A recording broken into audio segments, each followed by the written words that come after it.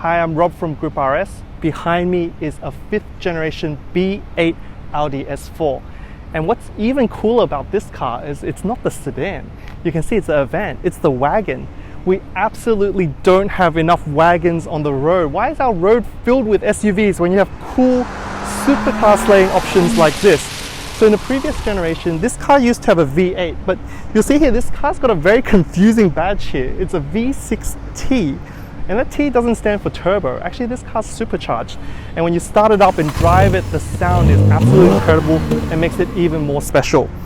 Behind me, you see some pretty aggressive 20-inch concave wheels the car's shot on, as well as some big brakes. So this car's going to be our test mule today for the Falken Azenis FK510, which is Falken's ultra-high performance tyre. It's been designed with 4D nanotechnology to improve its performance in both dry and wet. And we're going to see how that goes today.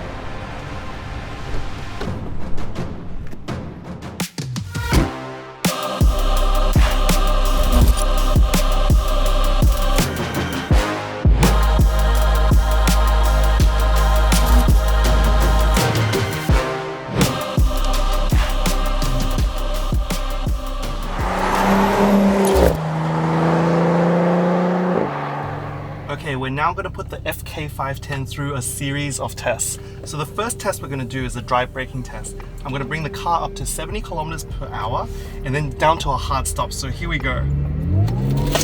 Oh, the acceleration on this is really quite brutal. Okay, I'm just watching the speed, come down to 70, and I'm coming up to the first car. I'm going to pump the brakes right here. Oh.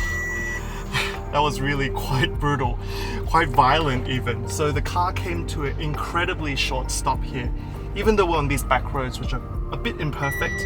So there are a few kind of, loose surface here.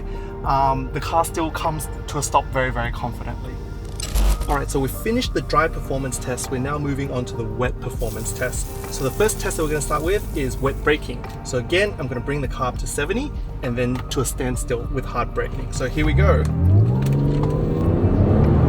Oh, I love the sound of this car. So let me make sure I'm at 70.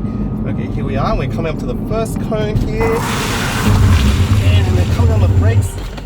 Wow, that stopped incredibly short. Actually, I have to get out and see actually how much difference it was to the dry performance test. So that's actually quite a surprise. So from 70 down to 0, the pedal pressure was, very steady. The car was very undramatic actually in how it stopped in the wet, so very impressive. Okay, so the second test we're going to do now is an acceleration test. So the car stopped here. I'm going to bring it up to 30 kilometers per hour and then back down to 0 in a standstill, just to see how much distance it takes to do that, right? So okay, here we go. Oh. Okay, so wow, it's kicked in the emergency video. So you can see actually the speedo here, the digital speedo is very hard to read. The acceleration is so quick on this car, but it launches so sweetly. I mean, even with the power, it just picks up the speed and then yeah, I'm back at 0 in no time. Okay, so now we're going to do a wet acceleration test. So similar to before, I'm going to launch it from 0 and get up to 30 kilometers an hour and then back down to 0. So here we go. Oh.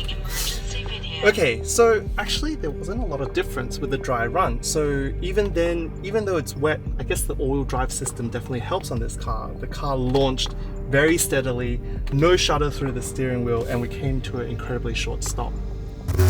Alright, so now we've got the last of the dry tests that we're going to do. We're going to put the car through a short slalom course, round a few cones, and see how the tyre feels. So the point isn't to try to get the fastest time here, but just to see the feeling of the tyre on the road. So here we go.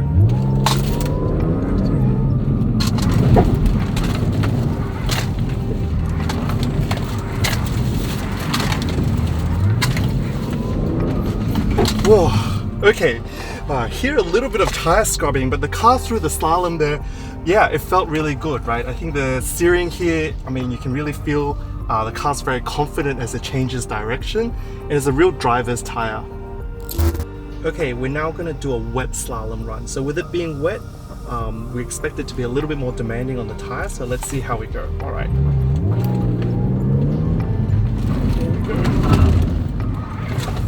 Okay, I can definitely feel the front end pushing this tyre. compared to the dry run. Okay, so I think versus the dry run, as we expected, you know, we're gonna come much closer to the limit of the tire, but even then, the breakaway is very progressive. The front end pushes a little bit, but still it breaks away very progressively, and it's still true driver's tire. So today we've had the chance to put the Falken Azenis FK510 through its paces in some dry and wet performance tests. As an ultra high performance tire, we expected the performance of the tire to be great, and it absolutely delivered in braking, acceleration, and the slalom run. I think what impressed me the most actually was the wet performance, where it stopped almost as quick as in the dry, and in the slalom, the car was very sturdy and inspired confidence for me as a driver. In Singapore, where we can be caught out in a downpour at any time, I think it's extremely important that we don't choose a tire that sacrifices wet performance and the ability to shed water like these FK510s. If you're in the market for a tire that's sporty, for a spirited drive, please consider the FK510 and put it on your shopping list.